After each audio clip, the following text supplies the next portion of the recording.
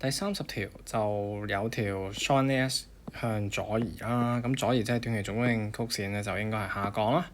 咁啊減少，咁有邊啲有最可能因素係導致佢向呢邊左移咧咁樣？咁 A 啦，佢話向呢個科技行業啊提供補貼，咁啊補貼咁佢可能就影響 Long 1AS 比較多嘅，咁啊因為佢一啲科技行業持續進步，咁佢可能一啲生產技術有所提升，咁對短期總供應咧應該係冇乜影響，就算影響都唔會向左移，即係減少嘅。跟住 B 佢話貿易夥伴嘅貨幣相較於自己咧，我哋嘅嗰邊貨幣升值，咁我哋貨幣升值即係佢哋啲嘢平啲啦，咁可能入口多咗，咁啊原材料價格低咗，咁其實你入口多咗啲平嘅原材料，咁你啲生產成本低，短期總供應曲線可以上升嘅，咁所以 B 都唔揀。之後 C 咁啊大規模山火生產設施受到破壞，咁呢啲天災人禍咧，其實